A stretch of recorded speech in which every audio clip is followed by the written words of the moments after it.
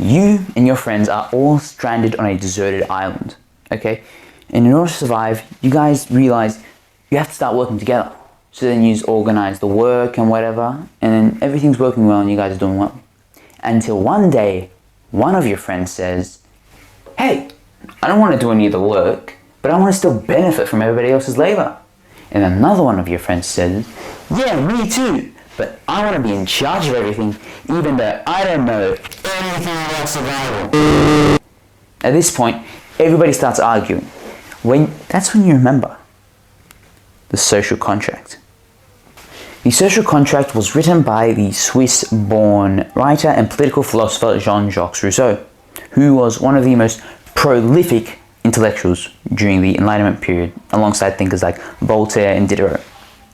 Now, the social contract theory essentially entails that people live together in society in accordance to a few rules in an agreement with the government that governs their political and moral behavior. Now, some people believe that if we live accordance to a social contract, we can live morally by our own choice, and not because a divine being requires it.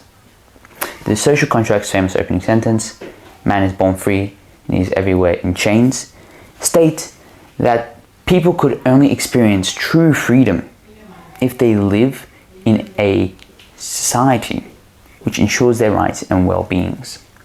Being part of such a society involves submitting to the general will, which is a force that transcended individuals and aimed to uphold the common good.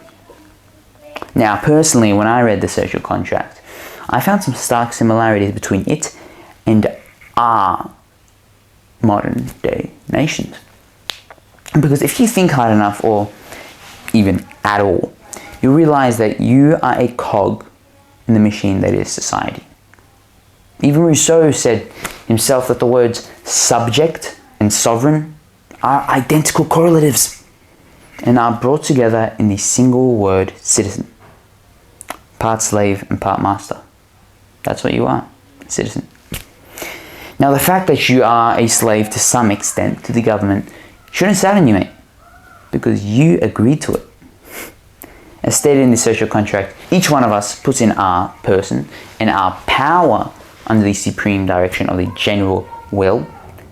And as a body, we incorporate every member as an indivisible part of the whole. Yes, you are a subject to the government, but you are also under the government's protection. You are the government's responsibility, or at least you are legally and hypothetically. We might also add to that the fact that with civil society comes moral freedom, which alone makes a man the master of himself. For to be governed by appetite alone is slavery, while obedience to a law one prescribes oneself to is true freedom. In social contract, also learned about some practical ideas which can improve our everyday lives. And I believe it can improve yours as well. For instance, in the social contract, Rousseau states that if we wish to set up a lasting constitution, or in our case, set up a goal, habit, or system in place, we should not aim to make it eternal, because we can only succeed if we attempt that which is not impossible, and flattering ourselves that we can give to the work of man a durability that does not belong to human things. In essence, be realistic with your goals. For a while, I was always trying to set up the perfect morning routine so that I can use it for, the rest of my life. But in reality, circumstances change. So you're going to need a different routine for different times of your life, because you need to do different things at different times of your life, obviously, So I had to come to that realization, and, even though I can't make a routine which I can keep for the rest of my life, I can make a morning routine that can sustain me for the next month, 3 months, maybe even, for the rest of my high school years. I think this is very efficient. Another very true and kind of funny thing I learned from the social contract is that upright and simple people are often very difficult to deceive. This is precisely because of their simplicity.